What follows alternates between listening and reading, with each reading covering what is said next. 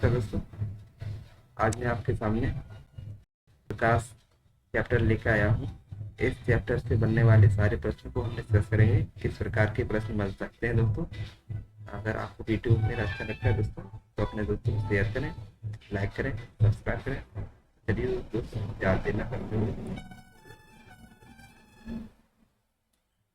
प्रकाश प्रकाश एक प्रकार की ऊर्जा है जिसके कारण हम वस्तुओं को देख सकते हैं। क्या है दोस्तों? प्रकाश एक प्रकार क्या है? ऊर्जा है जिसके प्रकाश के माध्यम से हम वस्तुओं को देख सकते हैं। प्रकाश एक विद्युत चुंबकीय प्रगामी अनुप्रस्थ एवं त्रिविमीय 3D तरंग है।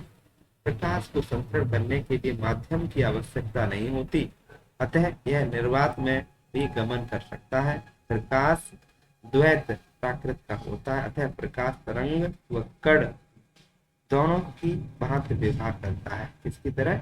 ये तरंग की भांति और कण की भांति व्यवहार करता है प्रकाश। और आपसे पूछा जाए प्रकाश के स्रोत। प्रकाश के स्रोत दो प्रकार का प्रकाश जो होता है दो प्रकार का होता है। नंबर एक दोस्तों, प्रकाश के प्राकृतिक स्रोत। नंबर एक, दो प्रकार से प्रकाश का स्रोत होता है। नंबर एक, प्राकृतिक स्रोत। वे स्रोत जो प्राकृतिक के रूप से प्रकाश उपलब्ध होता है उन्हें प्राकृतिक स्रोत कहा जाता है। जैसे सूर्य, चंद्रमा, तारे, तड़क बिजली, उत्पन्न प्रकाश। रात्रि के समय चंद्रमा भी प्रकाश का स्रोत होता है। चंद्रमा सूर्य से प्राप्त प्रकाश को पृथ्वी की ओर परावर्तित कर हमें प्रकाश देता है। और वे वस्तुएं जो प्रकाश का स्रोत है, प्रकाश उत्सर्जित करती हैं, उन्हें प्रदीप्त कहलाते हैं।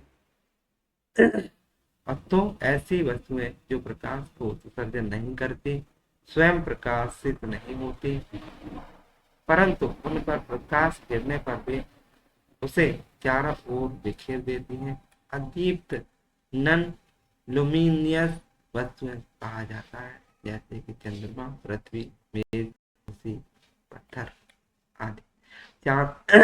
चांदनी चंद्रमा से सूर्य का परावर्तित प्रकाश। रातों में चंद्रमा के प्रकाश से वस्तुएं दिखाई देती हैं। सूर्य क्या है दोस्तों? सूर्य प्रकाश का असीमित स्रोत है। यह एक ऐसा तारा है जो पृथ्वी के निकटतम नाभिकीय अभिक्रिया, किसके द्वारा दोस्तों? नाभिकीय अभिक्रिया द्वारा इसमें सतत रूप से नाभिकीय ऊर्जा, प्रकाश ऊर्जा का उत्पादन होता रहता है। दिन के समय सूर्य का प्रकाश वस्तुओं को देखने में हमारी सहायता करता है। पृथ्वी तक पहुंचने में 8 मिनट 16 सेकंड लगता है। तो सूर्य का प्रकाश पृथ्वी तक पहुंचने में कितना समय लेता है? 8 मिनट 16 सेकंड। अगला दो प्रकार का बताया था प्रकाश। दूसरा है दोस्तों कृत्रिम स्रोत। वे स्रोत जो मानव द्वारा बनाए गए हैं उन्हें कृत्रिम स्रोत कहा जाता है। जैसे बल्ब, CFL, सोडियम लैंप, पारद लैंप, मोमबत्ती, टार्च आदि। रात्रि में या अंधेरे में मोमबत्ती जलाने पर या कमरे में बिजली का बल्ब जलाने या टॉर्च जलाने पर हमें वस्तुएं दिखाई देती हैं। रात्रि में मोमबत्ती, टॉर्च, बिजली का बल्ब प्रकाश के स्रोत होते हैं। अगला है दोस्तों सूर्य ग्रहण में पृथ्वी और चंद्रमा के मध्य। सूर्य ग्रहण में पृथ्वी और सूर्य के मध्य चंद्रमा कौन आया?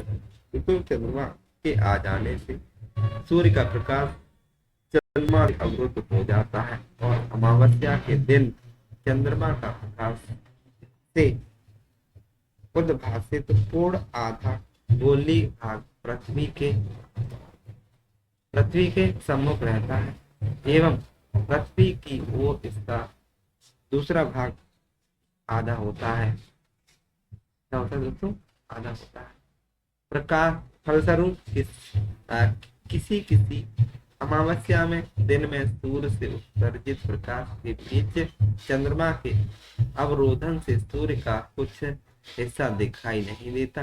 इसी को हम सूर्य ग्रहण कहते हैं। चंद्रमा की अपेक्षा पृथ्वी के बड़े व सूर्य के अत्यधिक बड़े होने के कारण अधिकांश हम आंशिक या ग्रास सूर्य ग्रहण की अपेक्षित करते हैं।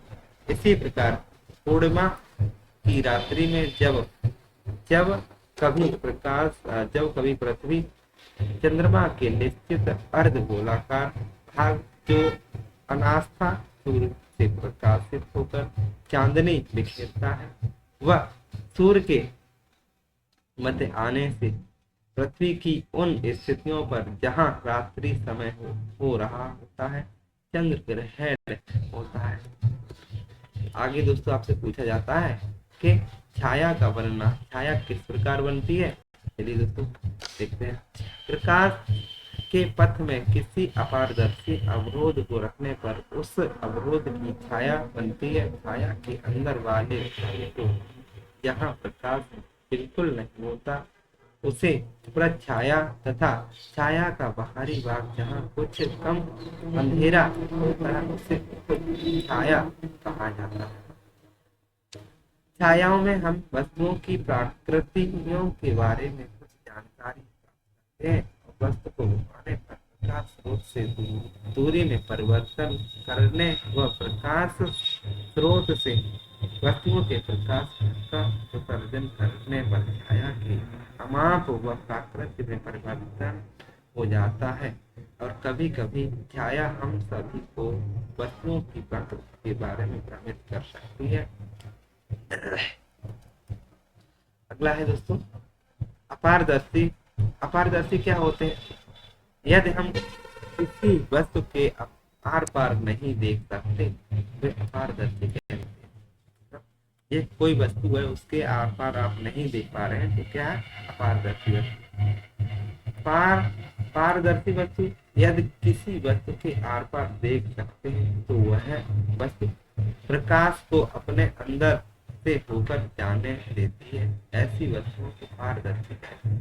क्या दोस्तों? प्रकाश एक छोर से दूसरे छोर पर किसी वस्तु के अंदर से निकल के चला जाए ऐसी पारदर्शी वस्तु है। ये पारभासी क्या है? कुछ वस्तुओं के आर पार देख तो सकते हैं परंतु बहुत स्पष्ट नहीं देख सकते। ऐसी वस्तुओं को पारभासी कहते हैं। प्रकाश श्वेत रंग का होता है। प्रकाश कैसा रंग का होता है? श्वेत रंग का होता है। प्रकाश जो श्वेत प्रकाश होता है 7 रंगों से मिलकर बना होता है। कितने रंगों से मिलकर बना होता है? 7 रंगों से मिलकर बना होता है।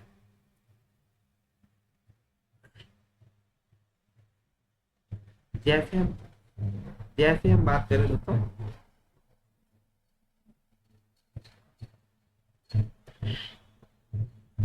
सात रंग कौन कौन से होते हैं? 7 रंग प्रकाश जो बना होता है ये विविग्योर के नाम से भी आप जानते होंगे कि विविग्योर क्या है दोस्तों? ये विविग्योर क्या है दोस्तों?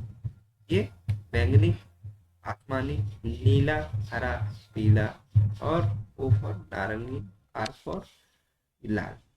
पूछा जाता है कि सर्वाधिक तरंगदैर्घ्य किस रंग की होती है तो आपको बताना होगा लाल रंग की होती है। और पूछा जाता है न्यूनतम आवृत्ति किस रंग की होती है। यहीं से दोस्तों प्रश्न पूछे जाते हैं तो आपको बताना होगा कि लाल रंग की होती है। यहाँ तरंगदैर्घ्य दोस्तों पूछी जा रही है और यहाँ पे आवृत्ति पूछी जा रही है। इन दोनों में यही अंतर है, तरंगदैर्घ्य आवृत्ति। आवृत्ति कम होती है लाल रंग की और तरंगदैर्घ्य अधिकतम। आप पूछा जाता है यही रंग की तरंगदैर्घ्य सबसे कम होती है तो बैंगनी रंग की। पूछा जाए आवृत्ति किस रंग की सर्वाधिक होती है, यही दोस्तों आपको। और आवृत्ति की अगर बात करें विविग्योर इसमें ऊपर से नीचे की ओर चलने पर क्या होता है? तरंगदैर्घ्य क्या होता है दोस्तों? तरंगदैर्घ्य का बढ़ता क्रम है। ऊपर से नीचे की ओर चलते हैं तो तरंगदैर्घ्य बढ़ती है। और जब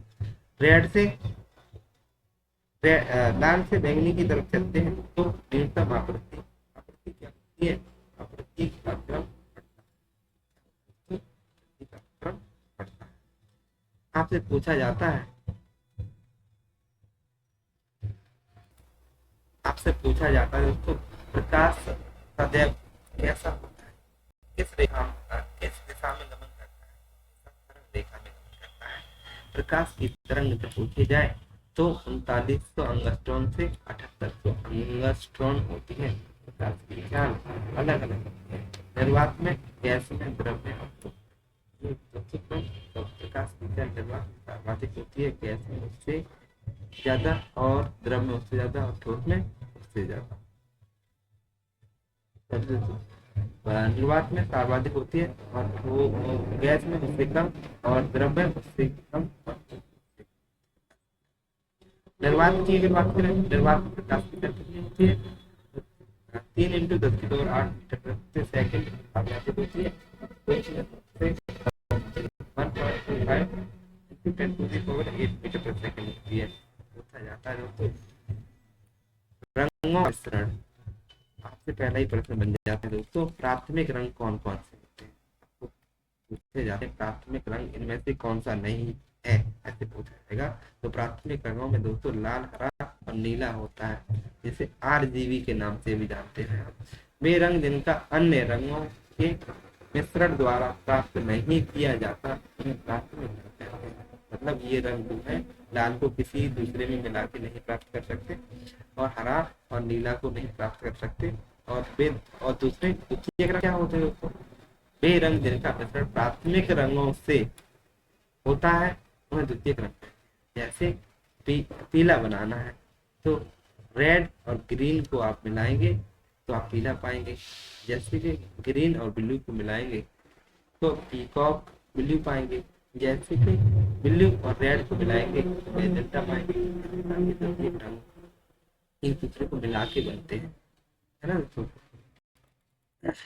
पूरक संपूरक रंग क्या है, जब दो या दो से अधिक रंगों के मिश्रण से श्वेत रंग उत्पन्न होता है उस समय उन रंगों को पूरक रंग कहते हैं। क्या रंग, श्वेत रंग।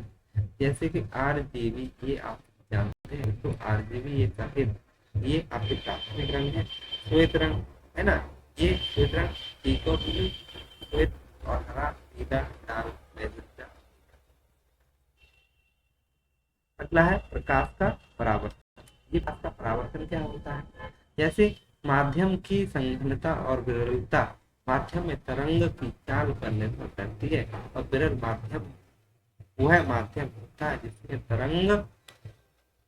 तरंग की चाल अधिक होती है, एवं संघन माध्यम वह माध्यम होता है जिसमें तरंग की चाल कम होती है। प्रकाश के किरण का विरल माध्यम से पुनः विरल माध्यम में समतल पृष्ठ से टकराकर लौटने की घटना को परावर्तन कहते हैं। क्या कहते हैं दोस्तों, जिस प्रकार यहाँ समझिए दोस्तों डायग्राम से, जैसे यहाँ से आपतित किरण है, ये यहाँ से ये किरण क्या आ रही है दोस्तों, यहाँ से ये किरण आ रही है ऐसे, और यहाँ पे मुख्य पॉइंट पे यहाँ पे आके मिलेगी, तो ये अभिलंब है, ये आपका क्या है दोस्तों, अभिलंब है। ये यहाँ से इस प्रकार गिरेगा और यहाँ से ये प्रकाश की किरण आई और यहाँ से चली जाएगी वापस, क्या हो जाएगी, यहाँ से टकरा के यहाँ से वापस चली जाएगी, तो ये परावर्तित किरण कहलाएगी, है ना। तो आई जो आई कोण है उसे कहते हैं आपतन कोण, और आर जो है उसे परावर्तन कोण कहते हैं, और ये डेल्टा जो है इसे विचलन कोण के नाम से जानते हैं।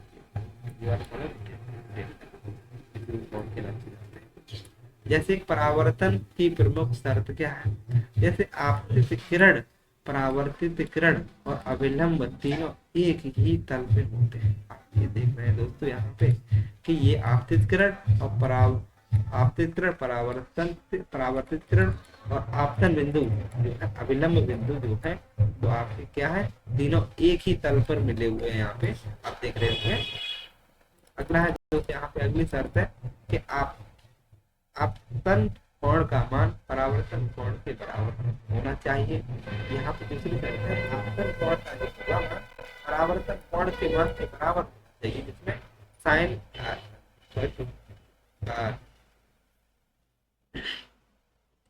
कोण I इक्वल टू कोण R, ये आपके दोनों मान से बराबर है,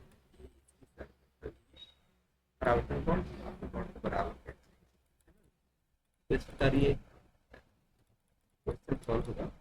अगला है दोस्तों, तीसरी शर्त है इसमें, प्रकाश के परावर्तन में प्रकाश तरंग धैर्य चाल माध्यम एवं आवृत्ति अपवर्तित रहती है, परंतु तीव्रता परिवर्तित हो जाती है। क्या होती है दोस्तों? तीव्रता परिवर्तित हो जाती है आपकी,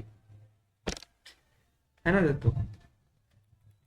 जैसे यहाँ पे परावर्तन, जैसे कि नियमित परावर्तन और ये विसरित परावर्तन।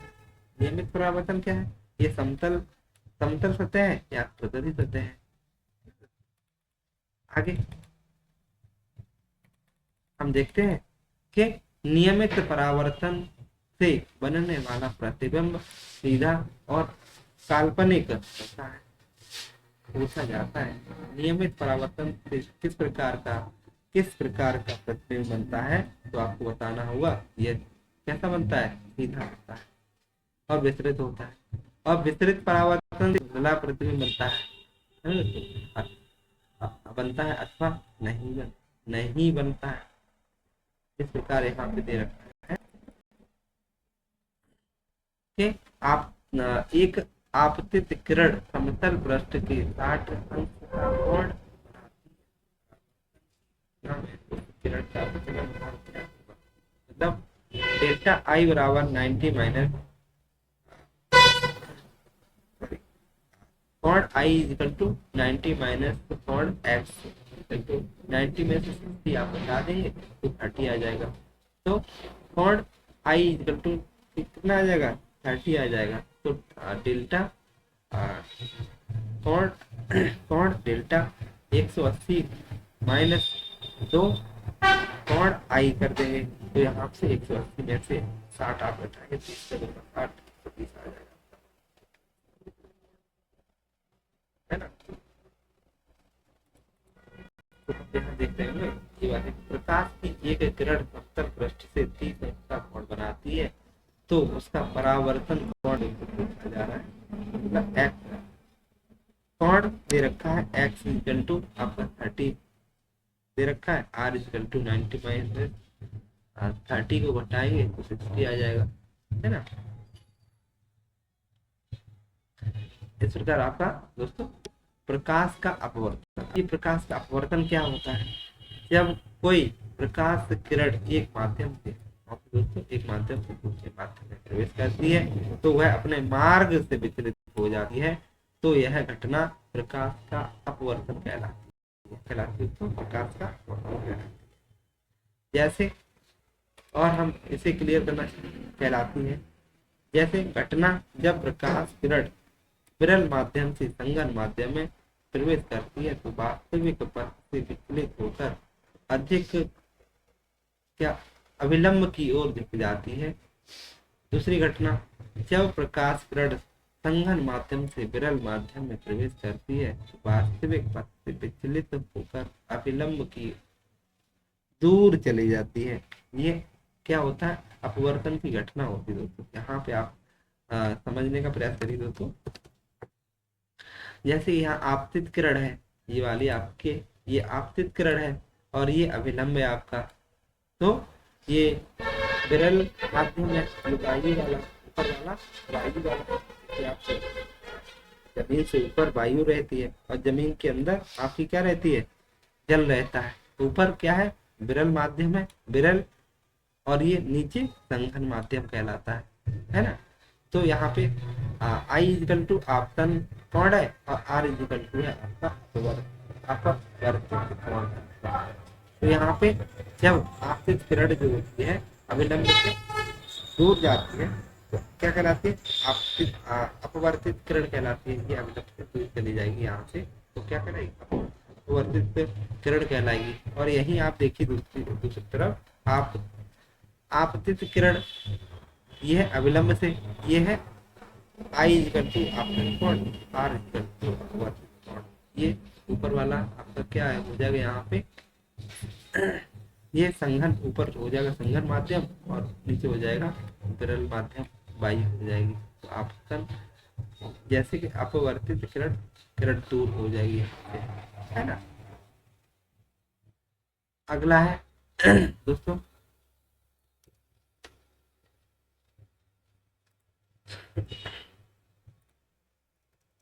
यहाँ देखिए अपवर्तन के नियम। अपवर्तन के नियम क्या है?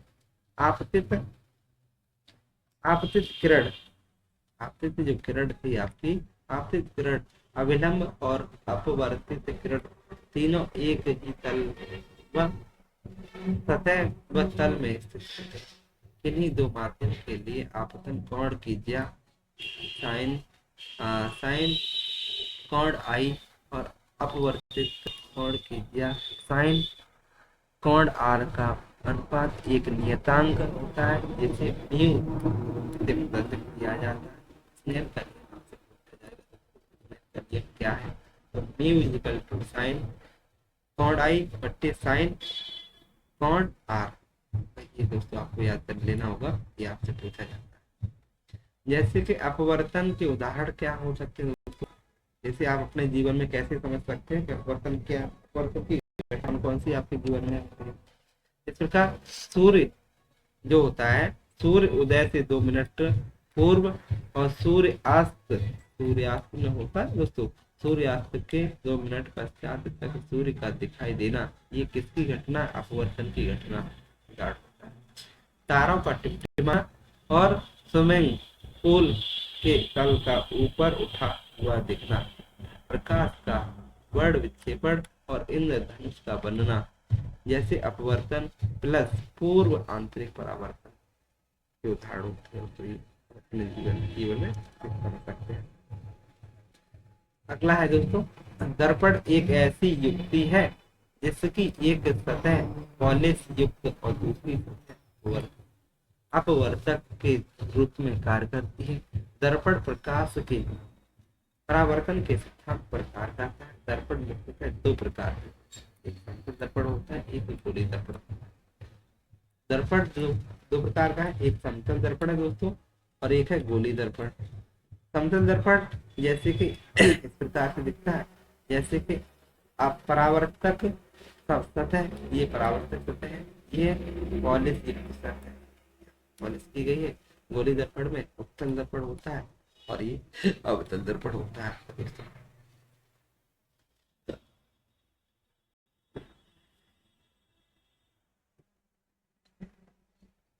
यहाँ आप देख सकते हैं समतल दर्पण किस प्रकार से कार्य करता है।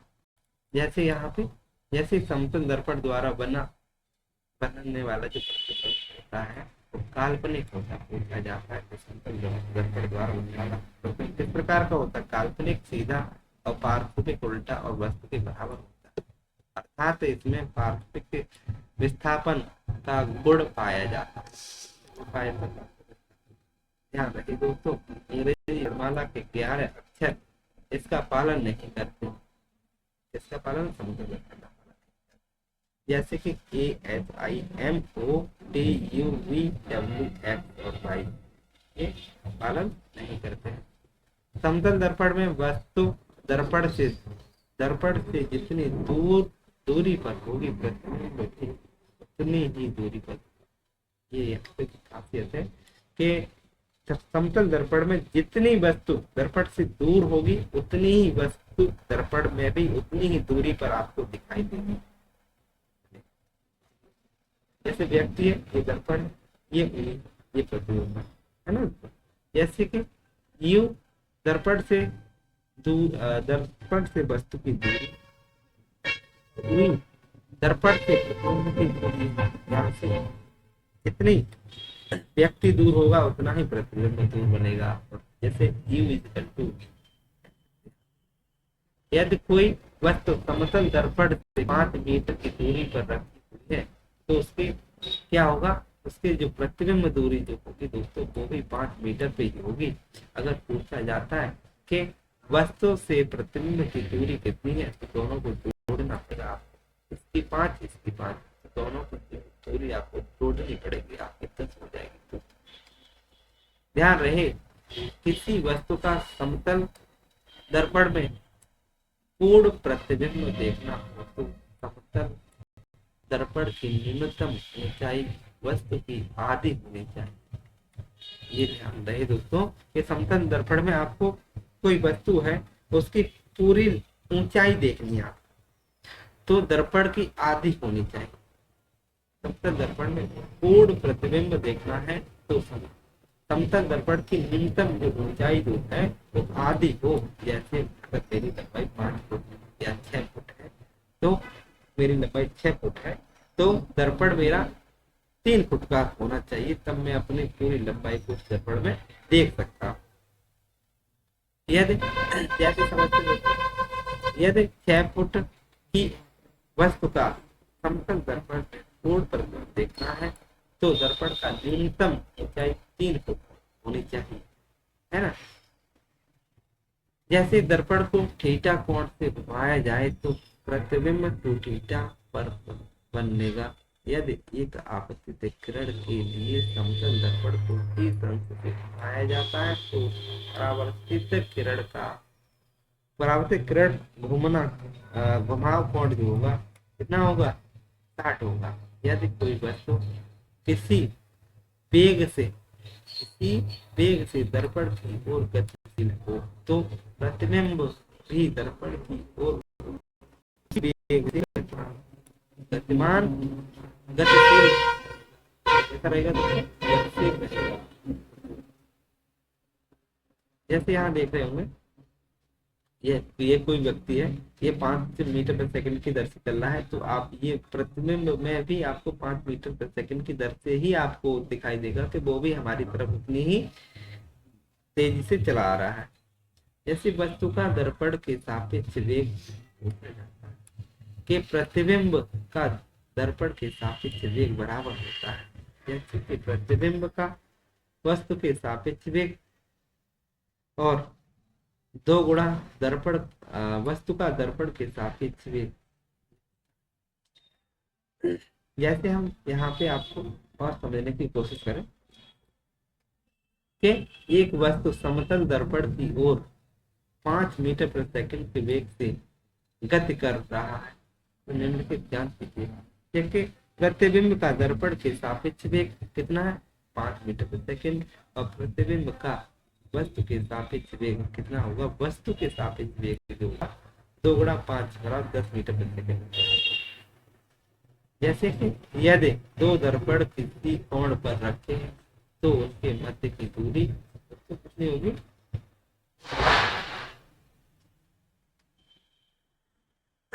जैसे यहाँ पे ध्यान रहे दोस्तों, यदि n का मान सम संख्या में प्रतिबिंब हो तो परिणामी प्रतिबिंबों की संख्या 360 बट्टे थीटा माइनस 1 होगी। यदि n का मान विषम में होता है तो परिणामी प्रतिबिंबों की संख्या 360 बट्टे थीटा, जैसे अभी आपको देखा है दोस्तों, थीटा बराबर 60 दे रखा था। ये सम है आपका, कैसा है दोस्तों, सम है। तो यहाँ पे 360 बट्टे 6 करेंगे तो ये सम संख्या निकल के आएगी। तो प्रतिबिंबों की संख्या यहाँ पे आपको एक कम करनी पड़ेगी, तो 6 माइनस 1 करेंगे 5 हो जाएगी प्रतिबिंबों की संख्या, है ना। जैसे थीटा बराबर 0 दे रखा है, समांतर है, तो यहाँ पे तो n बराबर, क्योंकि समांतर है तो थीटा 360 बट्टे 0 करेंगे तो इनफाइनाइट हो जाएगा। यहाँ पे प्रतिबिंबों की संख्या अंक मानी जाएगी।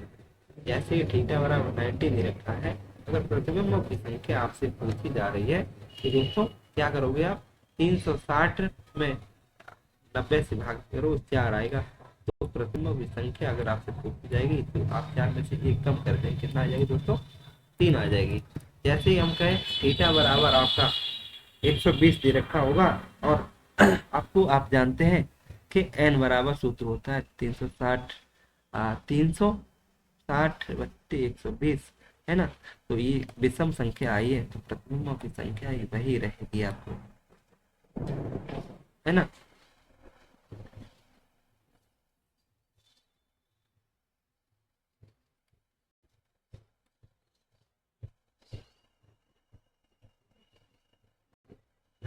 इस प्रकार दोस्तों ध्यानतव्य रहे कि समतल दर्पण की फोकस दूरी अनंत और आवर्धन क्षमता -1 होती है। क्या होती है दोस्तों, -1 होती है। अवतल दर्पण क्या है दोस्तों? अवतल दर्पण देख लीजिए, ये क्या होता है अवतल दर्पण? हाँ, ऐसा दर्पण जिसमें बाहरी गोली पृष्ठ पर पॉलिश की जाती है, आंतरिक भाग को पार्श्विक पृष्ठ की ओर पृष्ठ की सतह सतह उपयोग में लाया जाता है, अवतल दर्पण। अवतल दर्पण आने वाले प्रकाश की किरण को एकत्रित कर देता है। इसी प्रकार अवतल दर्पण की को अभिसारी दर्पण भी कहते हैं। क्या कहते हैं दोस्तों? अवतल दर्पण को क्या कहते हैं? अभिसारी दर्पण पूछा जाता है कि अवतल दर्पण को और किस नाम से जानते हैं? तो अभिसारी दर्पण के नाम से जानते हैं। मुख्य अक्ष यहाँ पे इसका है सी है, जैसे वक्र का केंद्र यहाँ पे होता है, जैसे कि परावर्तक वृत्त ये है आपका इस प्रकार से, ये M0 इधर होता है, ये सबसे होता है। तो चलिए दोस्तों, अगला इसका नेक्स्ट पार्ट अगले भाग में आप देखेंगे। तब वीडियो आपको अच्छा लगता है तो लाइक करें, सब्सक्राइब करें एवं अपने दोस्तों को शेयर करें। वीडियो देखने के लिए बहुत बहुत